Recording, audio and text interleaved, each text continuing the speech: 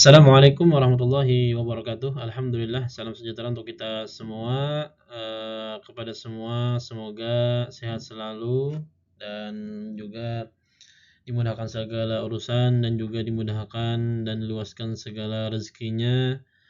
Dan alhamdulillah, hari ini kita bertemu kembali di pertemuan pembelajaran geografi paket C kelas 12 yang insyaallah untuk pada pertemuan pada hari ini kembali kita berbicara atau materi tentang bentuk kerjasama internasional dalam pengembangan wilayah. Nah, di sini untuk geografi, untuk materi pembelajaran hari ini di pertemuan 9 ini adalah sesuai dengan yang ada di layar. Kerjasama ini terjadi karena setiap negara memiliki kelebihan dan kekurangan.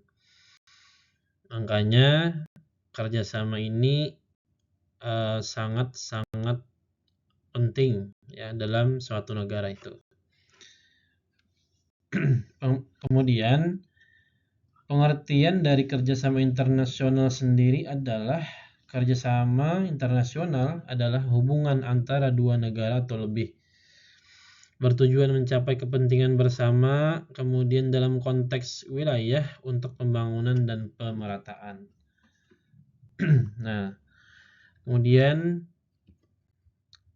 slide berikutnya adalah tujuan kerjasama internasional. Tujuannya ini salah satunya ada seperti yang ditampilkan.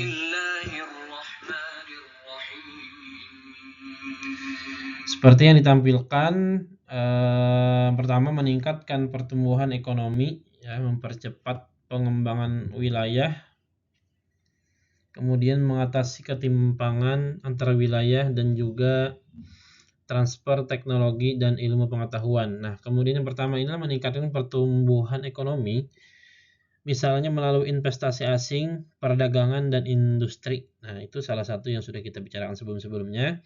Kemudian dia mempercepat ini seperti pembangunan wilayah adalah jalan, ya, kemudian pelabuhan, begitulah. Kemudian lagi ada juga bandara, kemudian dan ada energi dan lain sebagainya.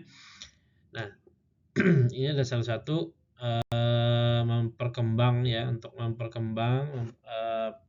pesat untuk mempercepat juga perkembangan Indonesia khususnya. Manfaat bagi pengembangan wilayah adalah infrastruktur berkembang. Artinya semakin kita bekerja sama dengan negara-negara lain, maka akan lebih mudah untuk menuju negara yang maju seperti itu. Karena kita masih negara berkembang, masih membutuhkan yang namanya kerjasama antar negara. Lapangan kerja bertambah, kualitas SDM meningkat, sumber daya manusia meningkat, akses perdagangan lebih luas, tentunya lebih aman. Bentuk kerjasama berdasarkan jumlah negara, bilateral. Ini cuman hanya diacukan kepada menjadi 2 negara. Multilateral itu banyak negara. Kemudian regional dalam satu kawasan saja, yang sudah kita sebutkan sebelum-sebelumnya. Jadi di sini hanya menyampaikan beberapa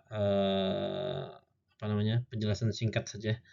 Kemudian kerjasama bilateral, ini juga sudah disebutkan kita sebelumnya juga. Bilateral itu adalah kerjasama antara 2 negara. Contoh Indonesia dengan Jepang, ya. Yang sekarang masuk ke Indonesia ini banyak ya.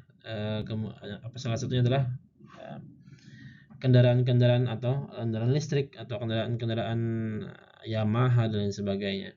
Itu ada yang dari Jepang. Fokus investasi, teknologi dan industri. Nah, dampak pembangunan kawasan industri itu salah satu dari kerjasama bilateral. Kemudian kerjasama regional dilakukan dalam satu kawasan geografis, contoh ASEAN. Fokus pembangunan ekonomi regional. Kemudian kerjasama multilateral melibatkan banyak negara, contoh PBB, IMF, World Bank. Kemudian fokus pembangunan global dan bantuan internasional. Kemudian selanjutnya adalah bentuk kerjasama yang berdasarkan bidang. Di sini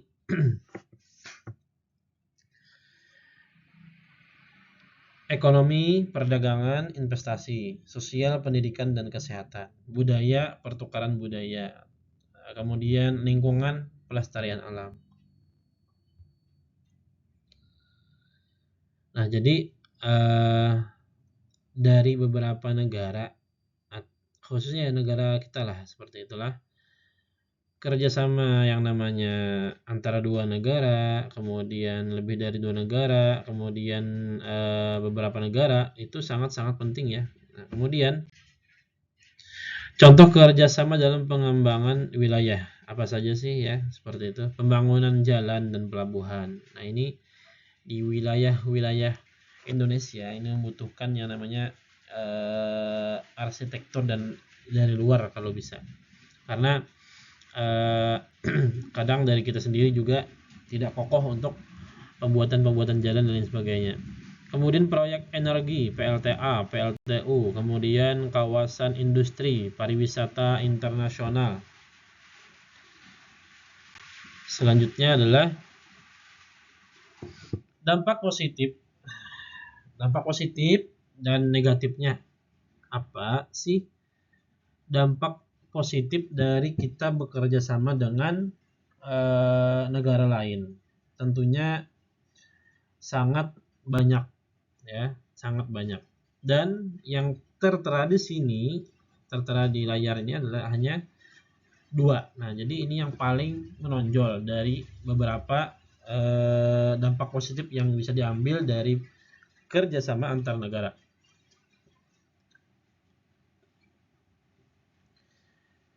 Dampak positifnya apa sih? Ekonomi menjadi meningkat. Kemudian teknologi menjadi maju. Nah, akibatnya beberapa dari kita bisa membuat hal-hal yang bisa menyamai dengan negara lain. Kemudian dampak negatif dari kerjasama ini adalah ketergantungan dengan negara lain. Nah, ini kita kan punya utang ya, Indonesia punya utang dengan negara lain. Nah, itu ketergantungan namanya. Kemudian kesenjangan sosial, kemudian eksploitasi sumber daya. Nah, selanjutnya adalah kesimpulan. Nah, kesimpulan ini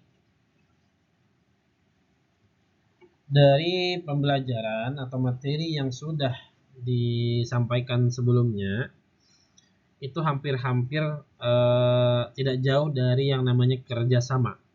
Hanya berbeda dari konteks setelah kerjasama itu, ya. Rata-rata dampak positif dan negatif pasti selalu ada ketika membicarakan tentang kerjasama antar negara. Yang sudah disebutkan tadi, ada positif dan negatifnya, ya. Ekonomi semakin berkembang, teknologi semakin maju, kemudian tadi ada dua ya.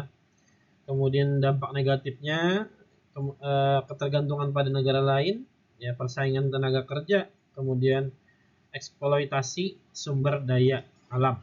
Nah, ini suara agak terganggu karena nggak ada hujan ya. Semoga suaranya tidak semoga suaranya jelas ya untuk penjelasan yang sudah disampaikan tadi. Nah, inilah kesimpulan dari kerjasama antar negara internasional. Nah, yang pertama, kerjasama internasional penting untuk pembangunan wilayah. Pembangunan wilayah. Kemudian memberikan banyak manfaat jika dikelola dengan baik. Ya. Kemudian adalah perlu selektif agar tidak merugikan negara.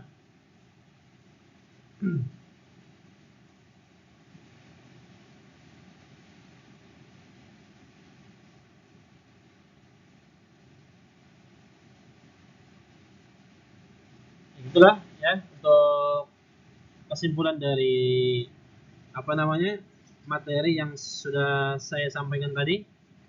Jadi Selain itu ya, kerjasama internasional juga berperan dalam mengurangi kesenjangan antar wilayah, terutama bagi daerah yang masih ketertinggalan. Banyak ya daerah Indonesia rata-rata tertinggal dengan teknologi dan lain sebagainya. Namun demikian, kerjasama internasional juga harus dilakukan dengan perencanaan yang matang, begitu. Intinya seperti itu. Jadi dan pengawasan yang cukup baik. Harapannya antara negara itu saling berkomunikasi dengan baik. Intinya adalah untuk memberikan masukan dan menjadi negara yang berkembang menjadi negara maju seperti itu. Demikian untuk pertemuan kita di pertemuan ke-9 ini, semoga bisa dipahami dan dimengerti. Demikian dari saya. Terima kasih telah menonton sampai akhir. Semoga videonya membantu kalian lebih paham materi hari ini. Saya Muhammad Fahri SPD. Demikian, terima kasih. Assalamualaikum warahmatullahi wabarakatuh.